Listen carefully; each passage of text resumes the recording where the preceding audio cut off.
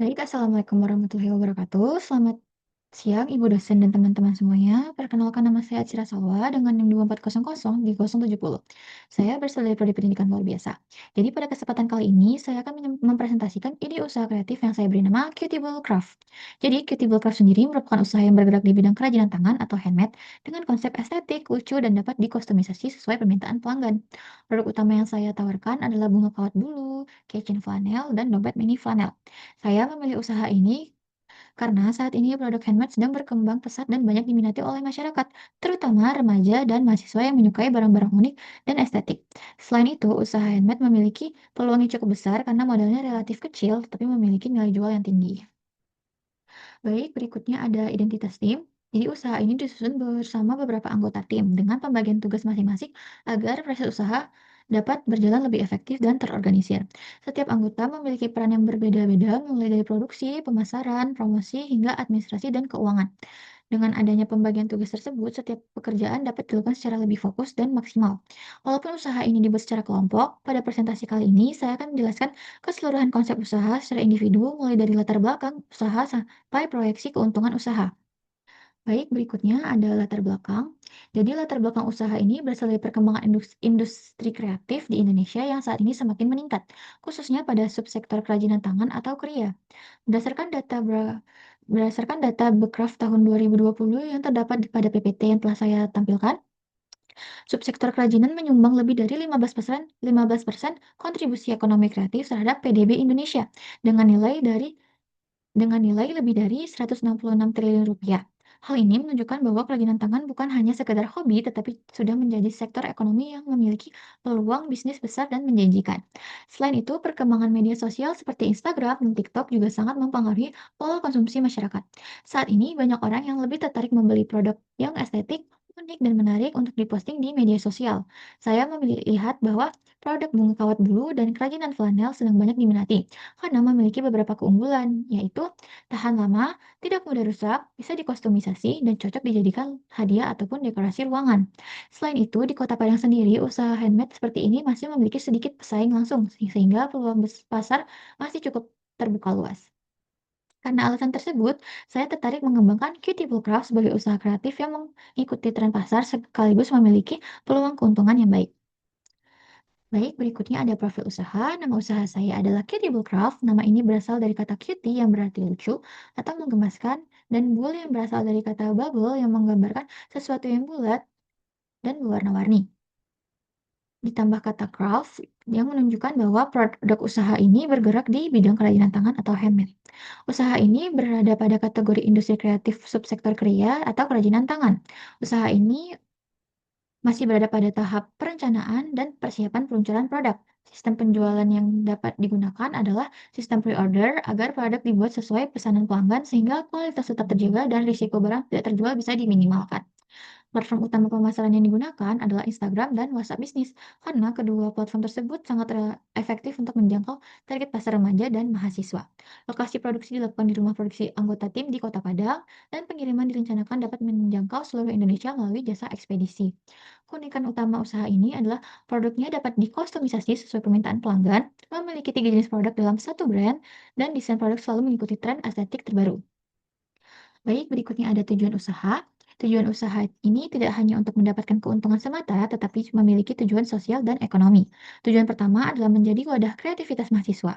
Saya ingin menunjukkan bahwa keterampilan membuat kerajinan tangan dapat dikembangkan menjadi usaha yang menghasilkan dan berkelanjutan.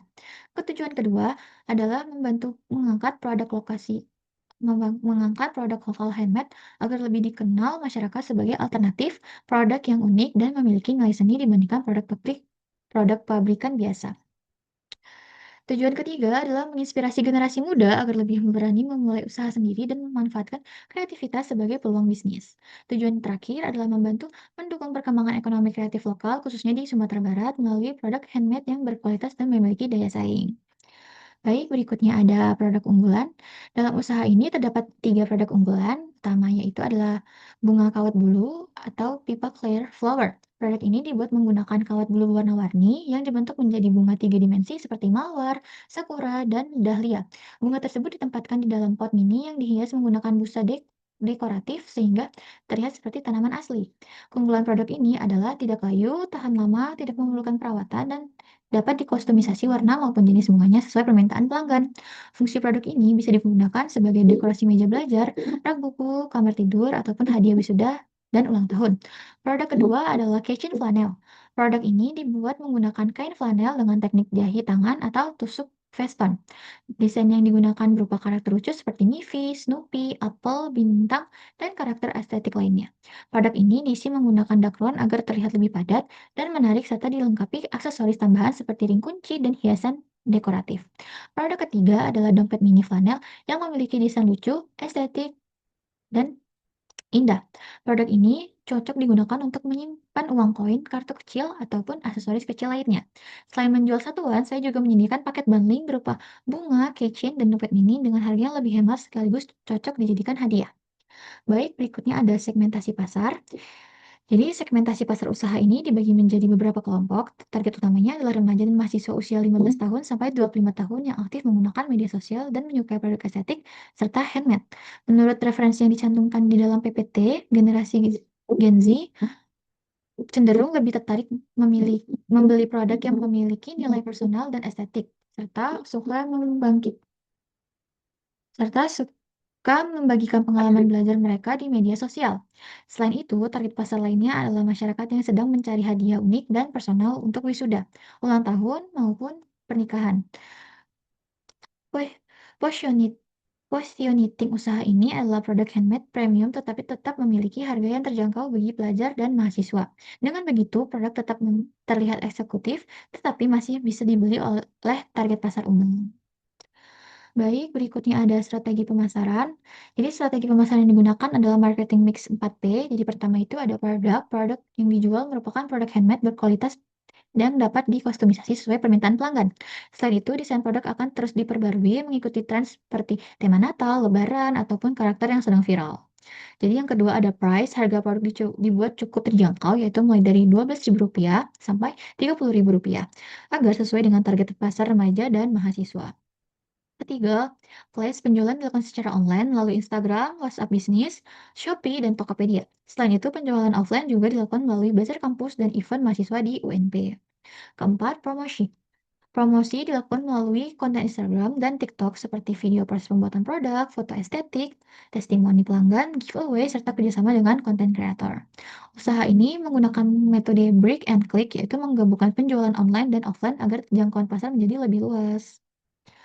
Baik, berikutnya ada program promosi dan loyalitas pelanggan. Untuk meningkatkan minat pembeli dan menjaga loyalitas pelanggan, saya membuat beberapa program promosi. Jadi program pertama adalah gratis ongkir untuk pembelian bundling 3 produk sekaligus di wilayah Padang.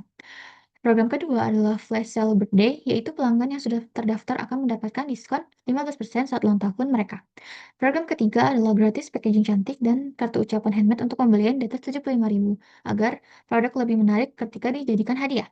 Selain itu terdapat program Buy 3 Get 1 keychain untuk meningkatkan pembelian pelanggan. Saya juga berusaha menjaga hubungan baik dengan pelanggan melalui respon cepat di WhatsApp dan DM Instagram serta meminta feedback dan testimoni secara berkala. Baik, berikutnya ada struktur organisasi. Dalam usaha ini terdapat struktur organisasi agar pekerjaannya tuh lebih teratur. Manajer utama bertugas mengatur jalannya usaha dan pengambilan keputusan. Manajer produksi bertanggung jawab terhadap kualitas dan proses pembuatan produk. Manajemen pemasaran bertugas mengatur strategi penjualan dan distribusi produk. Manajer promosi bertugas mengelola media sosial dan promosi online maupun offline. Sedangkan manajer administrasi dan finansial bertugas mencatat keuangan dan membuat laporan usaha. Baik, berikutnya. Ada jadwal kegiatan. Jadi rencana kegiatan pertama itu dilakukan persiapan usaha seperti pembelian alat dan bahan, kegiatan promosi produksi dan pemasaran dilakukan secara rutin setiap bulan, evaluasi usaha dilakukan pada bulan kedua dan keempat, serta keenam untuk melihat perkembangan usaha serta menentukan perbaikan yang diperlukan. Pada akhir bulan keenam dilakukan pembuatan laporan perkembangan usaha dan laporan laba rugi. Berikutnya ada rincian biaya. Modal awal usaha yang dibutuhkan adalah sebesar Rp600.000. Biaya tersebut digunakan untuk bahan baku bunga kawat bulu sebesar sebesar Rp160.000, bahan baku kecin dan dapat sebesar Rp145.000, perlengkapan produksi sebesar Rp55.000, kemasan dan pemasaran sebesar Rp175.000, ATK dan penunjang lainnya itu sebesar Rp30.000, dan biaya overhead seperti listrik, internet, dan transportasi sebesar Rp115.000. Dana tersebut direncanakan untuk satu siklus produksi selama kurang lebih 2 minggu dengan sekitar 70 unit produk. Baik, berikutnya ada proyeksi keuangan. Berdasarkan perhitungan proyeksi keuangan, usaha ini memiliki peluang keuntungan yang cukup menjanjikan. Jadi dalam satu siklus produksi ditargetkan menghasilkan 20 bunga kawat bulu, 30 kecin, dan 20 dompet mini flanel. Total pendapatan diperkirakan mencapai Rp1.360.000 dengan total biaya produksi sekitar Rp650.000, sehingga laba bersih yang diperoleh sekitar Rp710.000. Selain itu, berdasarkan analisis break-even point dan BEP, usaha ini hanya perlu menjual sekitar 14 unit produk untuk mencapai titik impas. Artinya, risiko kerugian usaha relatif rendah dan peluang memperoleh keuntungan usaha juga cukup besar. Baik, berikutnya ada bisnis model kanvas.